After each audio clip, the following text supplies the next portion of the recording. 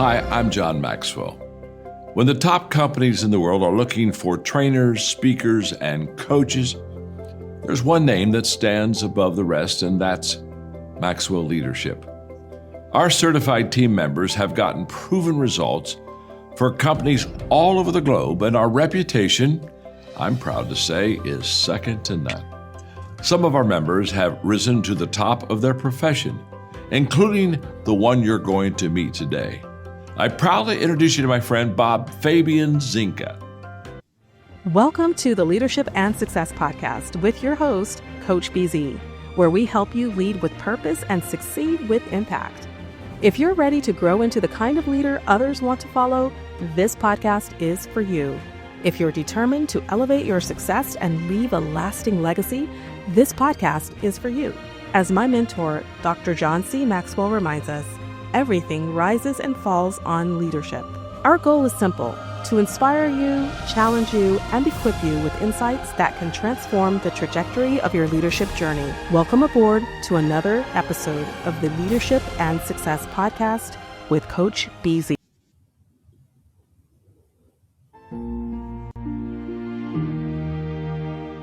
The life and career of General David H. Petraeus is just such a story.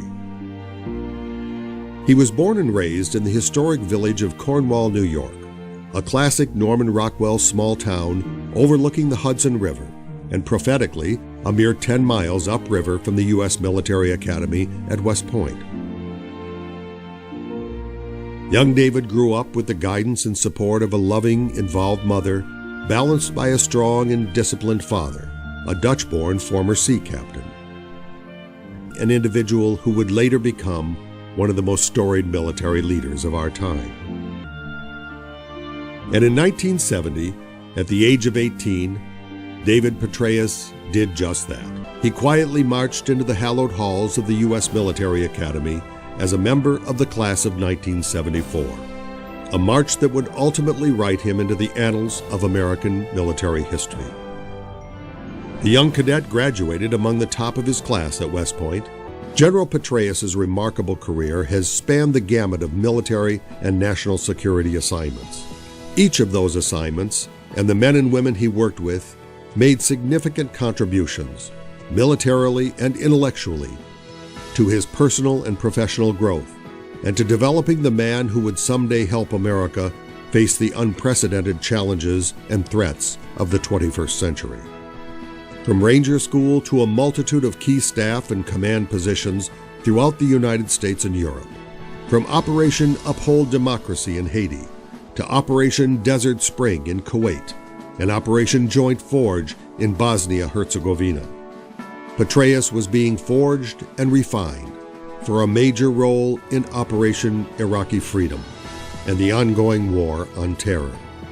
His decades of diverse military experience, coupled with his extensive intellectual and academic pursuits, from Command and General Staff College to Princeton to the Foreign Service School at Georgetown, all uniquely equipped General Petraeus in the post-9/11 era to become deeply involved in all aspects of counterintelligence, counterinsurgency, and ultimately nation building.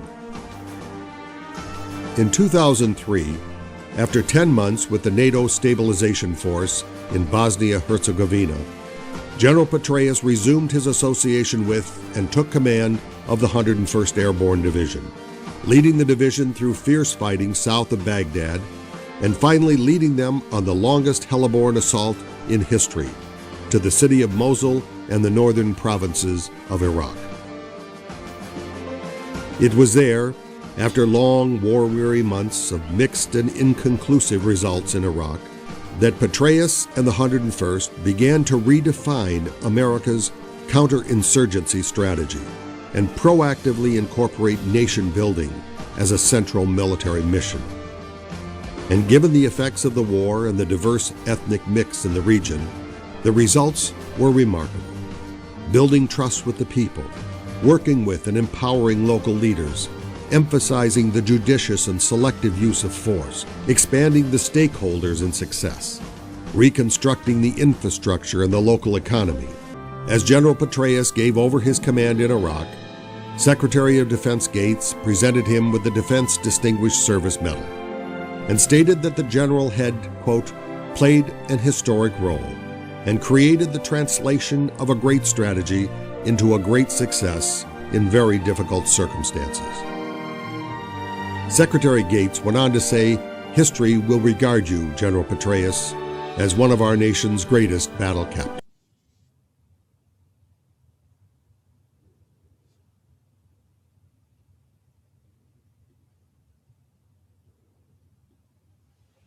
Many of the assumptions that had been given to us on which our approach was based were proving to be invalid.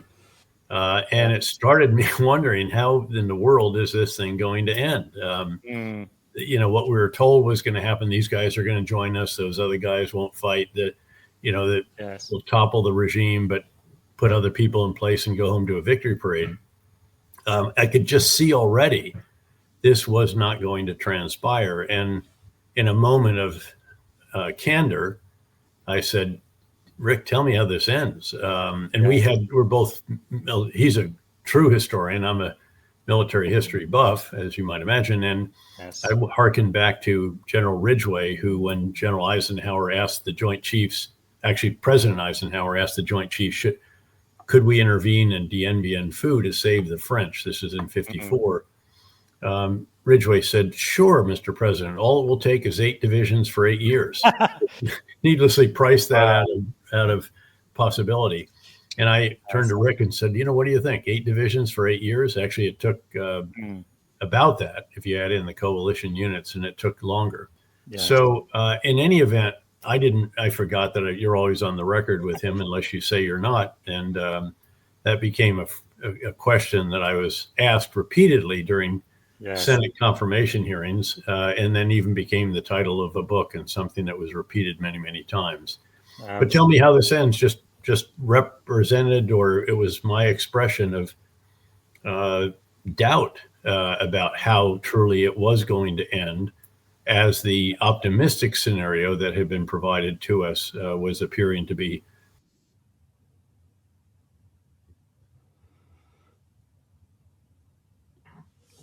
And if we then go after the countries buying gas and oil, which we're doing now, largely India and China, reduce the revenue Russia gets from that, and then go after those who are providing all the components and parts and everything else for the Russian war machine, largely China, you could actually increase pressure enormously on Russia and get to the kind of agreement, a cessation of hostilities that would be quite durable.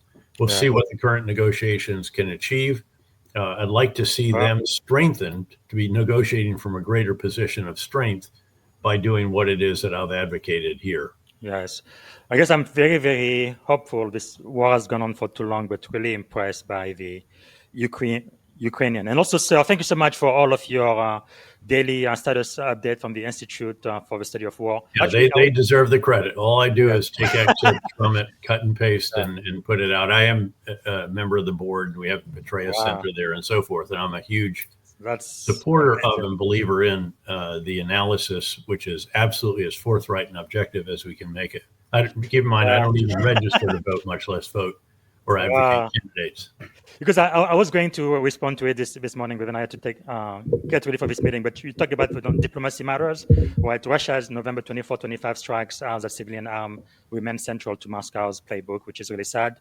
But the Pokrovsk axis and the Kutyernivka, the Shnivka corridor highlight Russia's evolving offensive template. And then the last thing I got out of it was freedom, sovereignty, and the rules.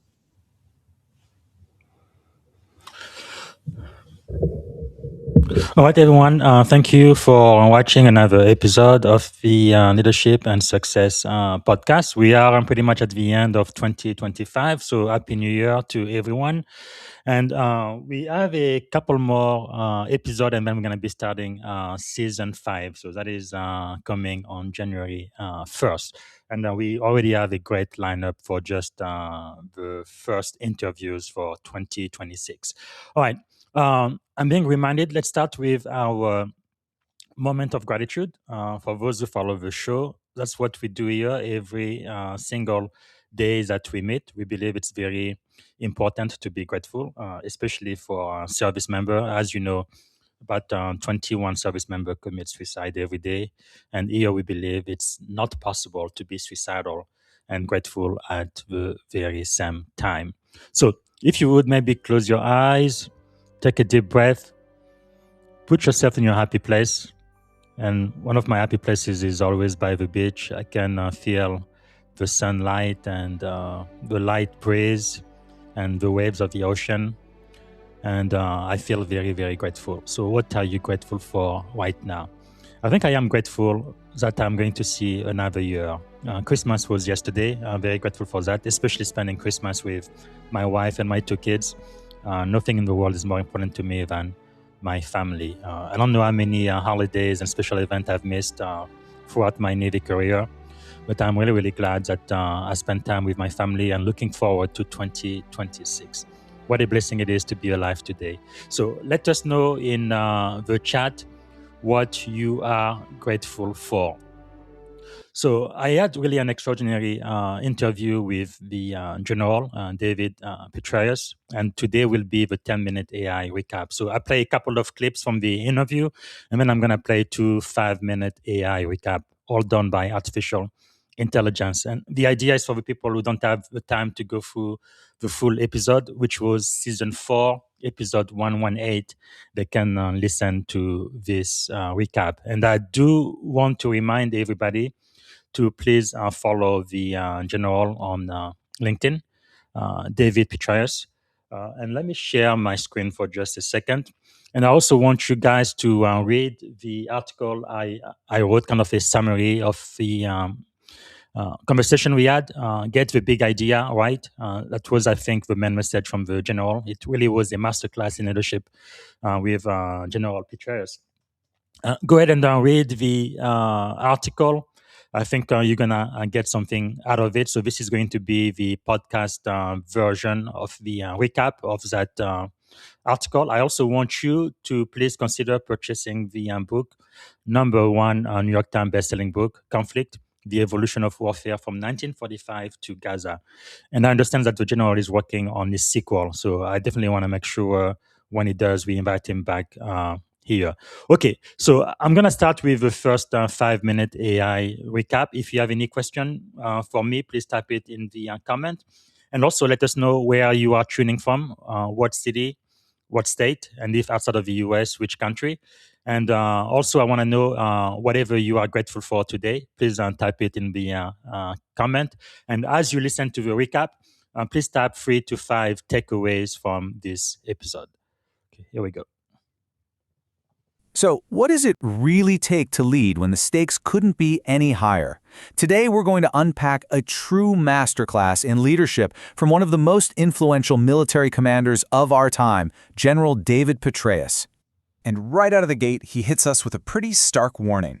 If you don't get that right, all else is for naught. So, what is that? Well, it's the single most important job of any strategic leader, and it's the absolute core of what we're talking about today. And that brings us to the central pillar of his entire philosophy, getting that one big idea right. Now, this isn't just about having a plan. It's about making sure you have the right plan right from the very start. Petraeus says this is the intellectual foundation for everything, and I mean everything that comes after. If that foundation is cracked, the whole building is eventually going to come down. And the cost of getting it wrong? It's not just some minor oopsie. It doesn't matter if you're in the military, in business, or in tech. The consequences of a bad core idea can be absolutely catastrophic, with fallout that can last for years. And this chart just drives that point home. According to Petraeus, it took the U.S. military 13 years to finally land on the right big ideas in Vietnam. And by then, it was way too late. In Afghanistan, it took 8 years. You know, this isn't just a delay on a timeline. It's a tragic waste of time, of resources, and of lives, all because the initial strategy was flawed. So how do you avoid that kind of disaster? Well, Petraeus doesn't just leave us with a theory. He gives us a really clear, actionable framework that pretty much any leader can follow. And here it is, 4 tasks that sound simple, but are incredibly powerful. First, get the big ideas right. Second, communicate those ideas like your life depends on it. Third, you got to oversee the implementation. And fourth, you have to constantly refine and adapt those ideas. This is not a one-and-done kind of deal. It's a continuous loop of strategy, action, and learning. And that communication piece, it has to be relentless. A brilliant idea is totally useless if it's just trapped inside the leader's head, right? It's got to flow through the entire organization so that everyone, from the people on the front lines to the biggest stakeholders, gets it. That's how you get everyone moving with clarity and a unified purpose. Okay, so theory is one thing. Let's see how this framework actually holds up when the pressure is on. We're going to look at a super high-stakes example of this strategy in action. All right, the setting is Iraq 2006. The country was spiraling into a brutal sectarian civil war. The strategy they were using, it was failing badly. Something radically different had to happen, and it had to happen fast.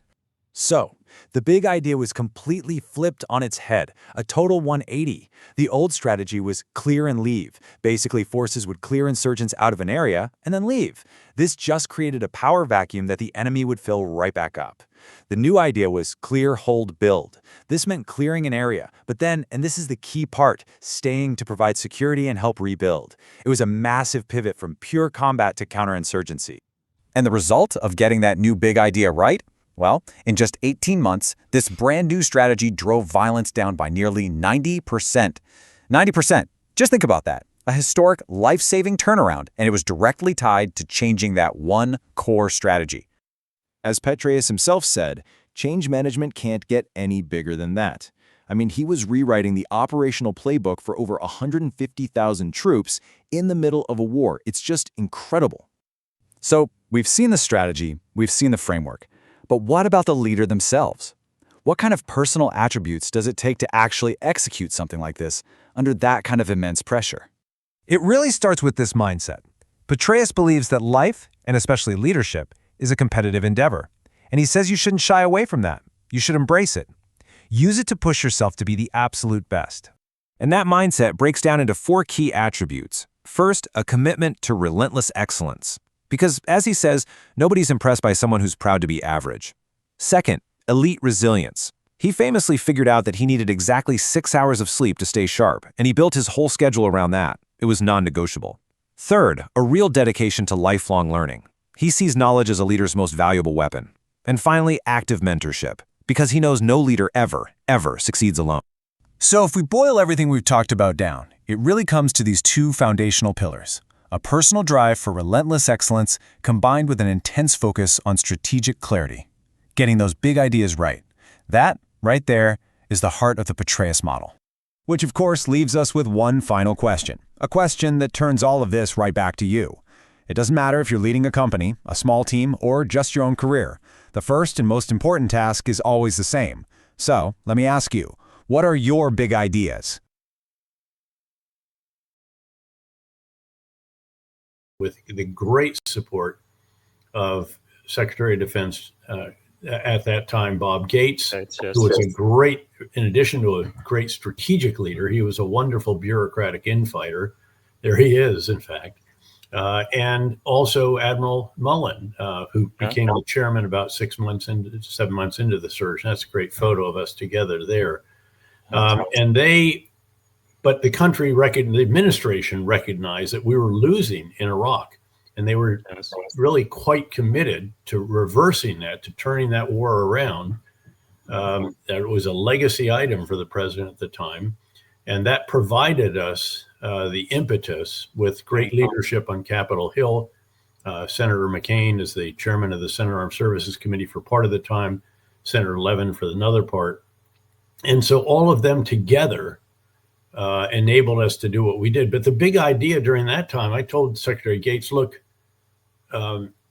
just get us the stuff in our hands. Don't test it endlessly at Aberdeen Proving Ground. Just send it to us. Let our soldiers, as long as it won't kill somebody if it doesn't work, just send it out.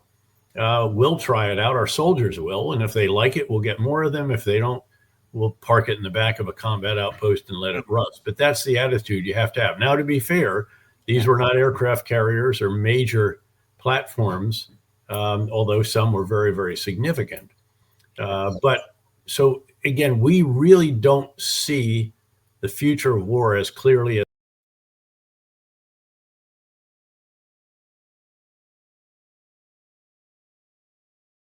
What really stands out is how General Petraeus anchors leadership in gratitude, acknowledging that every great leader, literally stands on the shoulders of giants. Yeah, absolutely. It's like he says, hey, recognize the sacrifices and hard work of those around you. And that isn't just lip service, it's a fundamental mindset. Exactly. He doesn't just throw out a casual thank you. He emphasizes a deep, almost humble recognition of what it means to lead by valuing every individual's contribution. And then there's his point about excellence. I mean, he makes it clear that leaders need to outdo mediocrity. It's like, why settle for average, right? Right, right.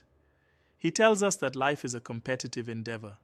So, if you're proud to be average, then don't expect followers to rally behind you. It's that push for relentless excellence combined with being a top-notch teammate. Yeah, that call for excellence naturally segues into his emphasis on those big ideas. Absolutely. He insists that getting the big ideas right is non-negotiable. Without a clear strategic vision, every other effort tends to crumble. True. And he draws hard lessons from history, mentioning how the US military took like 13 years in Vietnam and 8 years in Afghanistan to fully grasp those big ideas, which cost dearly. Exactly. It's a stark reminder. If you don't grasp the essential strategic concepts from the start, no amount of execution is going to fix that. That framework he lays out is brilliant. The 4 tasks of strategic leadership. It boils down to getting the big ideas right, communicating them effectively, overseeing their implementation, and then refining them as the situation evolves. Right on. And it's almost like a blueprint for leadership that applies across diverse fields: military, technology, cybersecurity, you name it. Definitely. Speaking of communication, I found it so compelling that he highlights it as a continuous effort. It's not enough to set a vision, you have to keep your entire team aligned. Yes, exactly. Imagine starting every meeting with a dose of gratitude and a clear statement of those big ideas. That kind of relentless communication can be a game changer. And if the plan ever fails to land, then you've got no foundation to build on. For sure. And then his insights on change management, when he talks about pivoting a full 180 degrees when crises hit, that really pushes the envelope. I agree, but don't you think that dramatic pivoting might come off as a bit too idealistic for some sectors? I can see that point, but I think it underscores that leading in a high-stakes environment means you must be willing to radically change course if the situation demands it. Yep, and that brings us to resilience. His personal discipline, making sure to get enough sleep, fitting in workouts, shows that even the most strategic minds need to look after themselves. Absolutely. It's like you can strategize all you want, but if you're running on empty, you can't sustain the performance needed for effective leadership. Right. Now, what about lifelong learning? His constant quest for intellectual growth is fascinating. Yes, that's huge. He's always traveling, engaging with new ideas. It's a real commitment to keeping his intellectual capital fresh. In today's rapidly evolving world, that mindset is essential. You can't rest on your laurels. Exactly. And tied into that is his take on mentorship. He clearly believes that no leader stands alone. It's a mutual exchange. You learn and you also give back. Yeah, exactly. Right, and that repudiates the myth of the lone wolf leader. It's about building a network that uplifts everyone involved. Precisely. It's this whole package of humility, strategic insight, and dedication to continuous improvement that really defines his approach. Yeah, and let's not forget his vision for the future of warfare. The idea of shifting from a man in the loop to a man on the loop really signals a move towards embracing more automated and algorithm-driven systems. Right. It's almost like he's saying, the future is here, and it won't wait for you to catch up.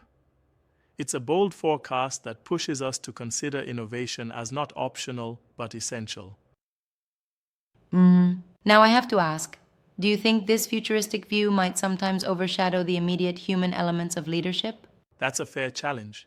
But I'd argue that even as we adopt advanced technologies, the human element, clear vision, strategic thinking, and humility remains irreplaceable. Absolutely, yeah. True enough. And reflecting on his lessons, one big takeaway is to always keep revisiting those fundamental questions. What big ideas drive your team? How do you communicate them? And how do you adapt when realities shift? Exactly. It's like a constant self-check. If you're not clear on your core ideas, your strategy crumbles, no matter how many resources you throw at it. And then there's that compelling notion of competing to be the best, not just individually, but as a team. It's competitive excellence without sacrificing teamwork. Right. It's a dual-edged sword. Strive for excellence and ensure you elevate your entire team along the way. Yeah, totally. It really does paint a picture of leadership as a competitive, strategic, and yet deeply human endeavor. Absolutely. And in that vein, it's important for every leader, be it in the military, tech, or any other field, to consistently challenge their assumptions, ask the tough, how does this end? Questions, and remain adaptive to change. Correct. It's that reflective practice that can make or break a leader's legacy. Right. And ultimately, it all circles back to these key principles: gratitude, excellence, transparency in communication, and a relentless push for improvement. And when leaders embrace those, they not only drive success, but also inspire the next generation of leaders. Exactly. It's like a ripple effect. Mentorship, continuous learning, and strategic foresight create a legacy that lasts far beyond any individual Definitely. achievement. So, in the end, these ideas are a robust blueprint for anyone wanting to lead with clarity, humility, and most importantly, vision in this fast changing world.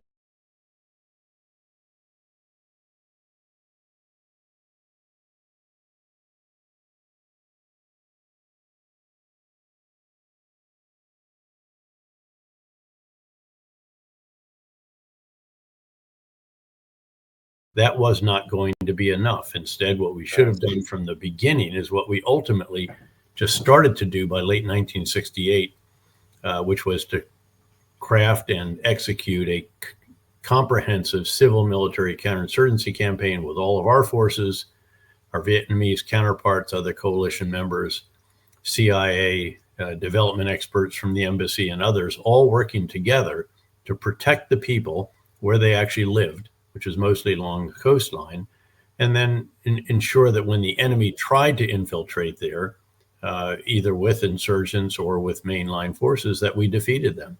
That would have been something much more doable. We did shift it. It made demonstrable difference. The problem was, by the time we finally got the big ideas right when General Abrams took over in late 1968, it was really too late when it came to support on the American home front, which had given up on the war after profession that we had seen, the light at the end of the tunnel and so forth. And then came the Tet Offensive of 1968, early 1968, which showed that clearly the Viet Cong in the North were by no means finished. It took us 8 years in Afghanistan to get the big ideas right, to craft the right strategy, and then another year to get the inputs right, almost the right level of forces, diplomats, spies, development experts, legal expertise, and all the rest of this. And we only kept it right for 6 or 8 months, by which time we began a drawdown that we had already said we wanted to conduct, telling the enemy that our will is not absolutely steadfast, and then drawing down subsequently at a pace that was determined more by conditions on the ground in Washington than by conditions on the ground in Afghanistan.